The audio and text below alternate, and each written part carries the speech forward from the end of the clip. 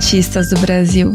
Hoje a gente vai falar só com quem escreve certo por linhas tortas. Quem já vacilou, quem tem mestrado em Ctrl+Z. Qual que é o papel do erro no processo de criação? E por que caralhos ele nos incomoda tanto? Pra bater esse papinho suave, né? Esse tema tranquilinho.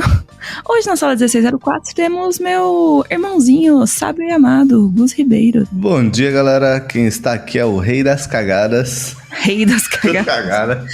Quem está passando agora na sua rua é o Rei da Cagada. Cagada de creme, cagadas, de doce de leite. O Senhor dos Erros. Vamos. O Tolkien vai estar orgulhoso da gente agora. Senhor Fracasso. Por favor, capa do podcast, Senhor Fracasso. É o Gus de Superman fracassado. Exato. Então é isso, né, Gus? Vamos falar sobre histórias de vacilo, histórias de cagadinhas, histórias de decepcionamos nossos pais e como isso aconteceu. Vou começar do fato de que eu acho que hoje a gente vive numa vibe de ter muito mais medo de errar. Não sei como é que eram as gerações passadas, né? A gente sempre acha que a nossa geração é a mais fodida de todas. Isso é a mais foda e a mais fodida, né? Eu sei, mas todo mundo acha isso. Todo mundo acha que a própria geração é a mais foda e a mais fodida. Se alguém discorda, deixa aqui nos comentários. Eu discordo porque eu não acho você não pode discordar. Você não vai comentar agora? A geração nova é mais avançada que a nossa, eu acho. Será? Eu não sei. Acho que tem questões. Acho que toda geração tem questões. A gente pode fazer um podcast só sobre geração de artistas. A gente pode fazer um podcast com pessoas de 60 anos, ou de 40 anos, de 20 anos, de 10 anos. Exato. Todo mundo junto no mesmo podcast. Vai dar briga, hein? Pode ser ao vivo, saindo soco. Vai, pode ser. A nossa geração, e a geração mais nova que a gente também, Gen Zs, eu acho que é um pessoal que tem muito medo de errar as coisas. Porque o erro, ele, invariavelmente, hoje em dia, ele é público, né? Não é um erro mais que fica só na sua casa, com a sua mãe, com seu pai, com seu irmão, com seu cachorro. Ele vai pra internet, né? E você é cancelado às vezes por isso. E é triste, é difícil superar essas coisas. E você pode estar pensando, mas quem é cancelado é a pessoa que é racista, capacitista, homofóbica. Também, mas acontece bastante na arte, movimentos de cancelamento. Vocês já viram com certeza, assim, de tipo, ai meu Deus, a pessoa usou uma fez uma arte, ficou muito perto da referência. É plágio, não sei o que, nunca estudou, não merece ser artista, blá, blá, blá. Acontece o tempo inteiro. Não tenho paciência pra isso, não. Gustavo é contra qualquer tipo de repreensão de qualquer nível de cancelamento. Eu também. Mas é por isso que eu tô falando, tipo, vocês estão ligados, né? Eu tô setando aqui o panorama geral das coisas que a gente vive hoje, né? Do nosso universo, que é esse em que errar parece uma coisa muito ruim, né? As pessoas parecem sofrer consequências, às vezes até desmedidas por seus erros. E a gente erra o tempo todo, gente. A gente erra o tempo inteiro, né? Isso é muito complicado, e a capacidade que às vezes o erro ser tornado público tende a amplificar uma coisa que às vezes não necessariamente é tão problemática e tão grande assim, deixa a gente ansioso, deixa a gente com medo, deixa a gente com vergonha e anseios mil de postar artes e coisas desse tipo. Então a gente vai falar sobre isso, né, Gus? Sobre histórias de erro aí pra você dar uma relativizada, né? Explicar aí que todo mundo erra. Você tem algum comentário pra fazer sobre esse panorama? Você tava falando disso, eu lembrei que eu tava lendo uma matéria esses dias que eu descobri que existe um nome pra isso, pro medo de errar. E o nome disso é atelofobia. Atelofobia. Eu não tô falando que a geração nova inventa as coisas? É o medo exagerado de imperfeição. São as pessoas que convivem com essa sensação. As pessoas que convivem com essa sensação tendem a temer fortemente a imprevisibilidade do futuro e se preocupam excessivamente com seus erros. Gente! O quê?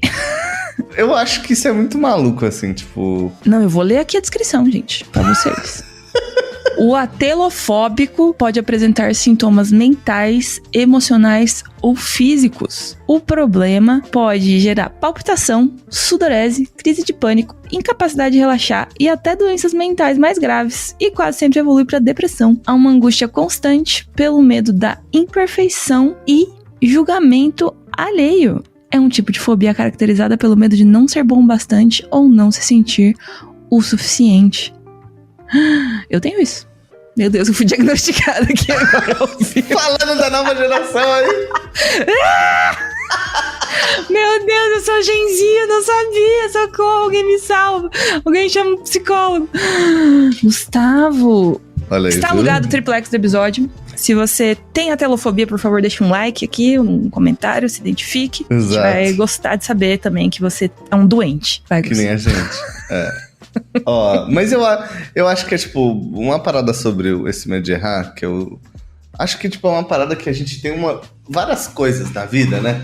Nós começa como na vida a gente nasce lá, sai da barriga da sua mãezinha, sai aquele bichinho que não sabe nem segurar o próprio pescoço direito, levantar a cabecinha, sabe? Cabecinha mole.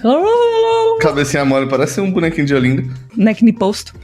Um bonequinho de posto. E tudo a gente vai aprendendo, sabe? Tudo a gente vai aprendendo, sabe? Ao longo da vida. Você aprende, você levanta, você cai, você fala pra sua mãe, blá, blá, blá, blá, blá, sabe? Aí sua mãe fala, que coisinha mais fofa, aí você blá, blá, blá, blá, blá.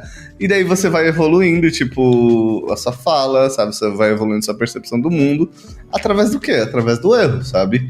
Só que tem um elemento que é introduzido na nossa vida que vai mudando um pouco como a gente... Que muda um pouco não, muda completamente como a gente percebe o ato de errar. Que é que num determinado momento da vida a gente percebe que existe o julgamento do outro. Existe o olhar do outro em relação a gente, sabe? Porque quando você é criança, tu não pensa assim, nossa, cara, imagina o bebê ali, ele levanta e cai e olha assim, caralho, tá todo mundo me achando um otário, eu não sei nem andar direito, sabe? O bebê não pensa nessas coisas, sabe? Ninguém olha e fala, nossa, que bebê otário. Esse bebê não sabe nem andar, caralho. Não é assim que anda, porra. Porra, bebê, não avacalha não. Gente, se vocês virem alguém fazendo isso com o bebê, por favor, liguem pro conselho tutelar da cidade de vocês. Exato. Então, tipo, tem todo esse processo, assim, porque a gente não tem essa percepção de fora, sabe? De julgamento de fora sobre os nossos erros. Só a gente começa a ir na escolinha, a gente começa a ver outras crianças e a gente tá ligado que, tipo, criança, o nosso início, a parte moral nossa, a construção moral é construída com o tempo. Então a gente começa a nossa vida escolar sem uma noção muito clara disso, sabe? E as crianças fazem muitos julgamentos quando a gente é mais novo. Então a gente começa no início da vida a perceber um pouco o que é o julgamento do próximo. E que existe um olhar do próximo sobre tudo aquilo que a gente faz, saca? Existe um julgamento, sabe? Você é um ser humano que convive com outras pessoas e que constantemente está sendo julgado, sabe? Por outras pessoas. E isso pode se dar das piores maneiras possíveis, sabe? Tipo, tem um bullying, tem racismo, homofobia, sabe? São coisas que se desenvolvem para outro nível daí na vida adulta, sabe? Ou mesmo mesmo na nossa infância, sabe? Só que existe uma parada também que acontece é que nossa mente de criança, a gente sempre fala aquela parada. A cabeça da criança, ela aprende, desaprende muito rápido, sabe? A criança é extremamente moldável, ela é extremamente adaptável. E eu acho que não é só a criança, sabe? Uma parada que as pessoas têm que entender sobre o erro é que tá tudo bem errar. Porque isso faz parte do ser humano. Às vezes você erra porque você não tem uma vivência específica. Às vezes você erra porque você não tem um conhecimento específico. Às vezes você erra porque você deixou de experimentar algo que não te faz ter a percepção de que algo que você tá fazendo é errado. Só que eu acho que as pessoas precisam entender do outro lado também, de quem aponta o dedo, é que a mente humana, ela tá em constante expansão, sabe? A gente tá aprendendo, expandindo nossos conhecimentos, sabe? Como pessoas. A gente não é um monolito, sabe? Tipo, uma pessoa que... eu fiz algo errado desse jeito. Não quer dizer que a pessoa não possa melhorar e possa se desenvolver e possa aprender com os erros e possa, tipo, ter uma outra percepção sobre as paradas. Não, sabe? Não quer dizer. Eu acho que um pouquinho do problema da sociedade que a gente vive hoje é, tipo, essa parada de esquecer que o ser humano, ele tá em constante transformação, sabe? Tipo, e que a gente tá em constante mudança e eu acho que a palavra certa não é evolução, sabe? Mas a gente tá em constante expansão de compartilhar a vida com outras pessoas e com outras vivências pra gente mesmo se deixar transformar como pessoa. Mas essa transformação vem muito através do erro. Então também eu não acho errado o julgamento das outras pessoas do nosso erro, porque eu acho que esse é um mecanismo também de apontar pra gente o erro e fazer a gente refletir sobre ele, sabe? Claro, porque é pra isso que serve, né? Exato. Precisa, né? Você não pode ficar passando a mão na cabeça de todo mundo falando assim, não, ele errou, mas tá tudo bem. Não é esse o caso. Existe a necessidade de uma repreensão quando alguém erra ou quando alguém faz algo que machuca outra pessoa, ou quando a gente erra, tipo, num relacionamento com outro. Mas aí a gente tem que dividir muito esse erro com o próximo e esse erro com nós mesmos, entende? Porque o erro com o próximo é muito facilmente... É muito mais fácil ter alguém pra te falar assim, putz, você foi cuzão comigo. Ou putz, você fez isso errado. Quando é um erro com você, sabe? Tipo, eu tô tendo um comportamento abusivo comigo mesmo, sabe? Eu tô me cobrando demais, ou eu tô sendo muito injusto comigo. Você tem a telofobia daí. Sabe? Tipo, esse lado do erro que vem mais da gente, sabe? E esse nosso medo de errar, tipo, não, eu não quero tentar porque eu sei que as pessoas vão me julgar, sabe? Eu acho que é uma parada que a gente tem que trabalhar um pouco da questão do processo, sabe? Porque esse medo de errar vem muito de ver o que é o certo pra gente, sabe? Então o certo, teoricamente, seria pintar que nem o Mike Azevedo, que nem o Evan, sabe? Que nem o Lucas Parolin. Mas existe um processo pra você chegar nessa visão que você tem de futuro, sabe? E o que te faz ter medo de errar é justamente você temer fortemente essa imprevisibilidade do futuro, que eu não sei se eu vou ser tão bom assim, mas eu quero. Só que daí o que é mais fácil? Você deixar de fazer e nunca ser, ou você fazer e ter pelo menos uma chance de ser? Mais fácil é deixar de fazer, né? Mais fácil é empurrar com a barriga, né? Opa! É claro, né? Que isso, claro. Oxi. Sabe? Aí o equilíbrio das coisas é muito importante pra isso, sabe? O equilíbrio da nossa relação com nós mesmos é muito importante, sabe? Porque eu acho que quando a gente fala de um erro do ponto de vista do indivíduo, que tipo, ele não consegue fazer ou andar para frente porque ele se sente com medo do que vai acontecer na frente, eu acho, primeiro, você tem que ficar muito de olho com questões de bipolaridade, crise de ansiedade, depressão, porque eu acho que também é muito importante deixar claro nesse podcast, porque às vezes você tem essa telofobia aí, mas em muitos momentos a pessoa se culpa ela por não conseguir agir. Sabe? Tipo, eu não consigo andar pra frente e isso é culpa minha. E vem aquela galera, tipo, meritocrática. Não, você consegue chegar até onde você quiser, você só precisa se esforçar. Mas não, às vezes a pessoa tá passando por uma depressão, por uma crise de ansiedade crônica, sabe? Tipo, por uma bipolaridade. E você tem algo externo que tá te impedindo mesmo ali nesse processo, sabe? De errar. E eu acho que isso acontece com muita gente, de muita gente se culpar. Tipo, eu não consigo fazer isso, eu não consigo fazer aquilo. E às vezes a pessoa tem uma depressão não diagnosticada, tem ansiedade não diagnosticada, sabe? Tipo, e não tá tratando nenhum desses rolês. Sabe? Que eu acho que é um outro caso. E daí a gente vai lá e tipo, fica isso. Não, é essa nova geração que é um bagulho que a galera é mais fresca ou isso, aquilo. Mas não, sabe? Eu acho que são frescos, brincadeira. A galera tá mais doente, entendeu? As pessoas estão mais doentes, sabe? Psicologicamente... fisicamente, mas principalmente mentalmente, sabe? As pessoas estão mais doentes nos últimos anos. A gente acabou de passar por uma pandemia de 2 anos, sabe? Então eu entendo quando a pessoa tem sim medo de errar e ela tem medo de arriscar pra ter um resultado lá no futuro, sabe? Eu entendo 100% isso. E a gente super sabe também o que a gente tem que deixar de lado pra se dedicar a isso, né, Gu? E caso você sinta que esse medo de errar ele seja uma parada incapacitante, eu recomendo você sair desse podcast e procurar um médico. Fecha o YouTube, fecha o Spotify, digita no Google psicólogo, ou mais sua cidade também. Ou psiquiatra, porque às vezes você precisa de...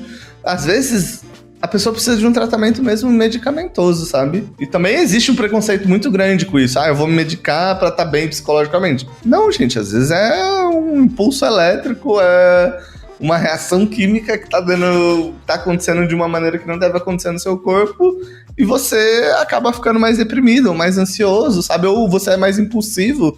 Então eu acho que, tipo, as pessoas têm que também... Eu acho que por mais que você tenha medo de errar, seja ponderado com você, sabe? No sentido de não seja seu carrasco, não seja seu juiz... E não seja seu carcereiro quando você for preso, sabe? Tipo, se ajude no processo, sabe? Tenha paciência com você. Se entenda como um indivíduo e como indivíduo você não precisa ser igual às outras pessoas. Você é você com suas particularidades, especificidades e você precisa se entender como uma pessoa diferente de todo o resto. Porque como a gente vive na era da internet, né? É muito comum a gente tipificar tudo, todas as personalidades. E a gente achar que as pessoas devem se homogeneizar, assim, sabe? Ah, não, se aquela pessoa é assim, por que eu não sou assim? Porque você é você e ela é ela, caralho. É uma coisa que a gente deveria ter aprendido lá no Fundamental 2, né? Mas a gente não sabia Infantil que 1. internet, mídias sociais Ia e o mundo ia ser com a cabeça de todo mundo ia mundo. ser desse jeito. Exato. É, complicado, né, galerinha? Não, agora que você falou por 15 minutos seguidos, eu tô pensando várias coisas aqui. Tô tentando reestruturar a ordem da sequência da minha pergunta na cabeça. Mas eu concordo com tudo que você falou aí. E eu acho que é super complicado mesmo. Mas a gente não pode ficar parado, né? É o que você perguntou agora há pouco de o que é mais fácil? E eu falei pra você que era mais fácil não fazer nada, empurrando com a barriga e só deixando a vida me levar, certo? Do que realmente correr atrás das coisas que são importantes pra mim. Com certeza é mais fácil, gente. Só, sabe, sempre ficar na mesma vida, né? Manter a mesma vida, manter o mesmo padrão, manter a mesma constância. Nosso corpo tende a permanecer em inércia, né? Se a gente já tá num emprego que é minimamente confortável, já tá acostumado com a vida que a gente tem, por mais que a gente tenha problemas, a gente já sabe lidar com aqueles problemas ali, sabe? Já são coisas que a gente conhece. Então, mesmo que seja desconfortável, já é algo que é familiar. Então, pelo menos você sabe lidar com aquilo. Com certeza, sair disso é mais difícil. Ter essa pulsão, assim, de quero mudar, né? Quero aprender alguma coisa nova, quero trabalhar numa área diferente, quero um emprego melhor, quero uma casa melhor, quero, sabe? Querer coisas, assim, na vida sempre é uma... Demanda energia, né? Demanda uma busca, demanda também uma... E eu comentei isso agora há pouco. Uma abdicação de outras coisas. E eu acho que... Isso acontece em várias profissões, obviamente, mas acontece muito com artistas de, às vezes, ficarem muito obstinados também, né, Gus? Com a criação, com o resultado, com estudar, com trabalhar e tal. E, tipo, eu conheço muitas pessoas, sério, eu conheço muito artista que basicamente vive para o seu trabalho, assim. E aí, quando converso com essas pessoas, não necessariamente elas acham que o trabalho é uma prioridade na vida delas. Mas o tempo que elas dedicam a isso claramente mostra que é uma prioridade na vida delas, mesmo que seja contra a vontade, sabe? Sim. Então, parece que tem uma ideia de que, tipo, se você não dedica a sua vida a isso, sabe? Se você não aceita fazer um pacto com Satanás de que você vai entregar tudo, sabe? Você vai perder sua saúde física, mental, sua vida com a tua família, você não vai conseguir ser um artista foda, né? Seja lá o que foda signifique na sua cabeça. Eu acho que rola essa ideia, assim, na cabeça das pessoas. E a gente tem que se afastar cada vez mais dessa ideia. Porque eu acho que o caminho da saúde ali é o caminho de que entender que a nossa profissão tem suas particularidades, mas que a gente precisa ter vida fora dela, né? Que a gente precisa fazer nossos exercícios, que a gente precisa comer bem, que a gente precisa sair com os nossos amigos, que a gente precisa, sabe, ficar um tempo com a nossa família, que a gente precisa viajar, sabe? Não dá pra ser esse negócio de, tipo, só você é um artista de verdade, você ficar estudando 20 horas por dia e acordar todo dia 5 da manhã e, sabe, desenhar fundamentos, blá, blá, blá. Tem, sabe? Vocês sabem o que eu tô falando, né? Faz sentido isso, Gus? Também acha isso? A galera tá lendo muito Bukowski. Não, acho que isso fazia a nossa geração. Hoje em dia, os jovens devem ler outras coisas. Jovens, o que vocês estão lendo? O que o TikTok tem indicado pra vocês? Tem indicado pra você. Exato. Galera, porque o Bukowski é um cara que faz poemas muito motivacionais, assim. Largue tudo, largue a família, vá até o limite, sabe? Mulheres não servem para nada. Eu odeio Bukowski. Ele é formado em letras, eu odeio o Bukowski. Ele é zoado mesmo. Desculpa quem gostar dele aí. Eu não peço desculpa a ninguém, não.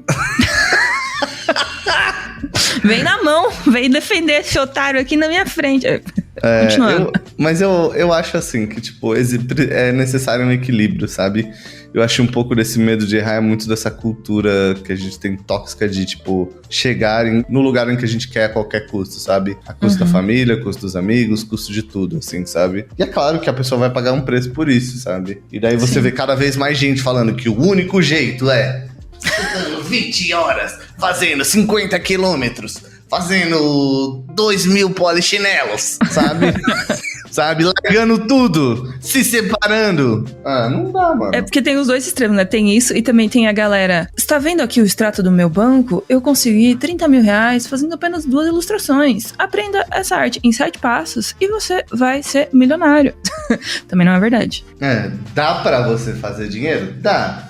Mas não dá pra vender uma realidade que não é tão fácil de atingir pra todo mundo, né? Sim, com certeza. Todas as coisas que você for fazer na sua vida vão exigir de dedicação. A não ser que você ganhe na Mega Sena pra ficar milionário, você vai precisar, ou seja, herdeiro, claro, né? Você vai precisar estar uma trabalhada, gente. Não tem, assim, muito como fugir dessa parte, sabe? Isso vai envolver tempo, gasto de energia, abdicação de outras coisas, certo? Se você quer ser artista digital profissional, provavelmente você também não vai conseguir ser artista e, sei lá, bailarino do Bolshoi, entendeu?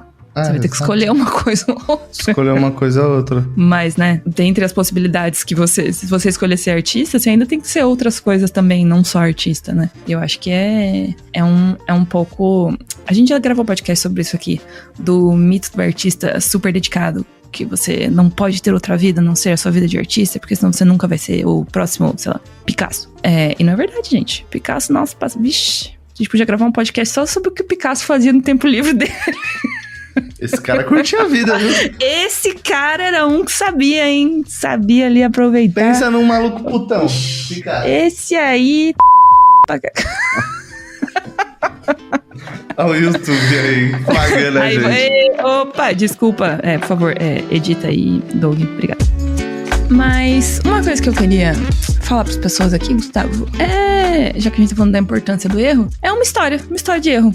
Conta aí uma cagada que você fez, pode ser pessoal, mas artística de preferência, que é pra manter dentro do tema, e que você sente que você aprendeu com isso, e que na época você olhou e pensou, putz, que merda que eu fiz. E depois você olhou... Vou contar uma história bem, bem bizarra de uma época que eu tava no... Eu sempre sofri muito bullying na escola. E aí teve uma época no colégio que eu realmente decidi que eu não queria ir pro colégio. Foda-se. Assim, eu não vou. E meu pai me deixava na frente da escola. Eu esperava ele sair e ia embora, assim. E vazava da escola, assim. Nesse processo de vazar da escola, eu ficava na rua o dia inteiro do centro de Curitiba, sabe? E tipo, acho que no terceiro ou no quarto dia, tinha acho que era o Itaú, Bradesco, acho que era o Itaú. Perto de casa, que eu conheci uma senhorinha que ela ficava escrevendo na rua, sabe? Ela usava a máquina de escrever dela e ficava escrevendo. E eu sentava uns dias e ficava lá. E daí, tipo, era uma beirada na frente do Itaú que vários moradores de rua ficavam, assim, sabe? Lá embaixo do rolê, tipo, ela ficava escrevendo, a galera ficava dormindo. Aí eu ficava com ela conversando. Aí depois eu acabei conhecendo um senhorzinho que ficava pedindo dinheiro na frente do mercado, sabe? Aí depois corta pra, tipo, um tempo e eu acabei, tipo, fugia da escola e eu conheci, meio que fiquei amigo de todos os moradores de rua do centro de Curitiba, assim. Basicamente eu fiquei... Tô rindo porque eu tô lembrando como essa história se desdobrou na nossa vida. Basicamente eu fiquei amigo de todos os moradores de rua do centro de Curitiba e, tipo, era um território do qual o Gustavo nunca era assaltado. Realmente. Que como eu conhecia... Nunca fomos, inclusive, porque uma família como inteira. Como eu conhecia a maior galera lá, tipo, conhecia, tipo, todo mundo. E eu passava a manhã toda, sabe? Eu passava 4 horas por dia. Gente, não foi que eu matei um dia. Eu matei, tipo, uns 7, 8 meses de aula. Então, tipo assim, eu ajudei o carinha... Passou de ano esse filho. Tinha um mercado que tava... Era na frente... Era o Mercadorama, tal. E tinha um carinha que morava... Que ele ficava sempre na frente do Mercadorama. Ele morava em Campo Largo. E ele ficava sempre pedindo dinheiro na frente do Mercadorama. E ele tava de cadeira de rodas, porque ele tinha se machucado num trabalho dele e tal. E eu levava ele pro INSS, que era ali do lado, pra tentar conseguir a aposentadoria. Pra tentar conseguir a aposentadoria do cara, sabe? Mas nessa época, tipo, eu só tava tipo, caralho, encontrei uma galera com quem eu consigo conversar. Sem querer me bater, assim. Sabe? Ai, gente, quando a gente fala que o ensino médio foi traumático pra gente, é disso que a gente tá falando. E pra mim era isso, era da hora demais, tal. Tipo, eu não distinguia muito o contexto ali que tava inserido no rolê, sabe? Eu sei que teve um momento nessa parada que meu pai, um dia ele pediu pra ir no mercado comigo, à tarde ele, tipo, não tinha ido trabalhar por algum motivo. Ele falou, Gus, vamos no mercado comigo? Eu preciso da sua ajuda pra carregar as coisas, que era do lado de casa, então a gente sempre trazia, tipo, a pé as coisas e tal. E daí eu fui com ele, conforme a gente andava pro mercado, passou um morador de rua e ele falou, e aí, Gustavo, firmeza?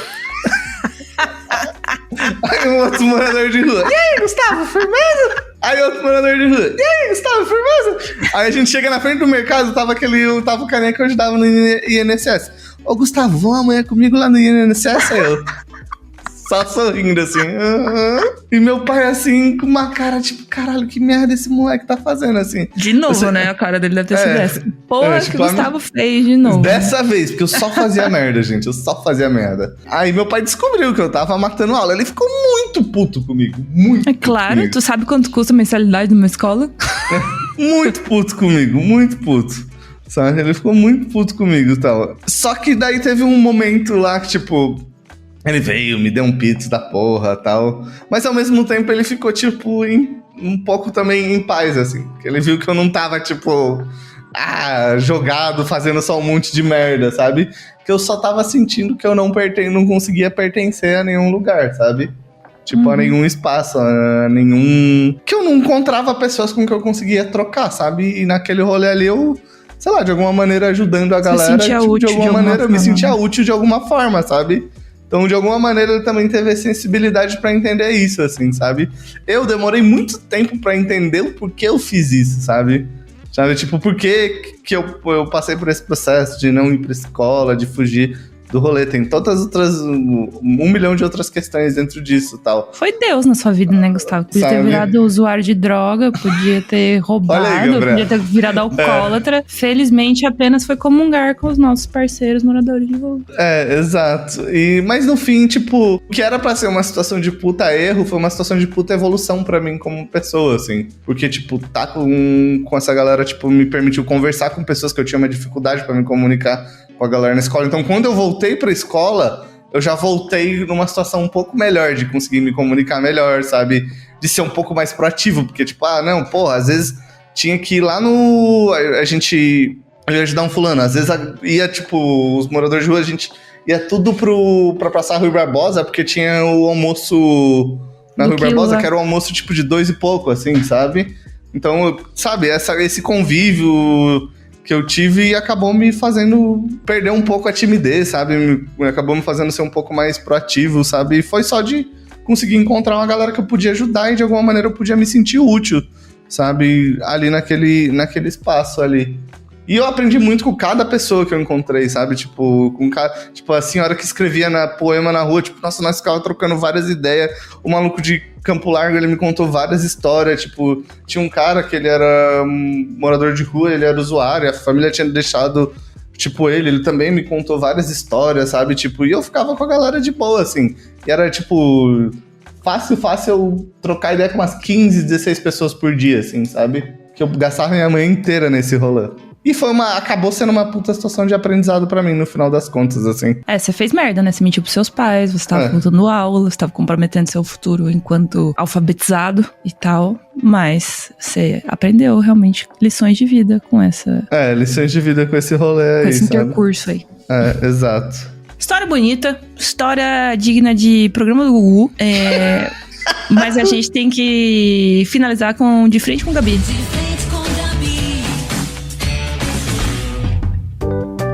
Errar é necessário. Se você não fosse artista, você seria... artista. Ué. Acho que não tem meio que outra opção. Eu ia acabar fazendo isso de qualquer jeito. Nossa, que lindo. Eu gravei um podcast com o Doug ano passado e ele falou isso. Não existe plano B. É meio que isso aí. Exato. Se você não tá trabalhando, você tá... trabalhando. Ai, Gustavo, que falta de criatividade. Tá bom, então... Outra pergunta. 3 coisas que você gosta de fazer fora de trabalhar. Assistir um filminho. Fazer uma comidinha gostosa. Carbonara e caminhar no parque. E uma última frase de conselho aí pros nossos mestres do Ctrl Z. Errem. Porque é só errando que a gente aprende, gente. Quanto mais tempo a gente demora pra errar, mais tempo a gente demora pra aprender. Isso não quer dizer que o erro é parte... que você não consegue aprender sem errar. Mas, invariavelmente, isso faz parte do processo de aprendizado. O fracasso ensina muita coisa. E eu acho que todo mundo aqui consegue entender por que isso é uma verdade. Inclusive, se você, como o Gustavo, quiser abrir o seu coração e contar a sua história de erro aqui nos comentários, prometo que responderemos todos os comentários e seremos muito receptivos e acolhedores com as histórias de vocês. E às vezes é bom compartilhar as coisas. Às vezes alguém aí começa um movimento de compartilhar essas histórias de pequenos erros. Quando a gente vê, a gente vai ter 20, 30, 50, 100 comentários aqui com a história de pessoas que erraram na vida, na arte, e aprenderam com isso. E, né, fica lição aí pra todo mundo que ouve o podcast lendo os comentários. Então é isso.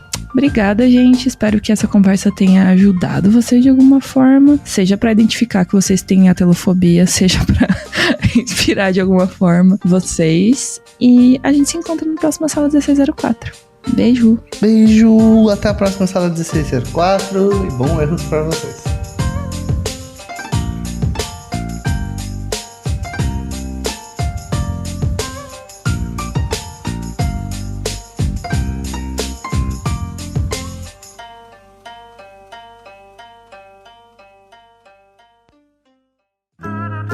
Programa editado por Doug Bezerra.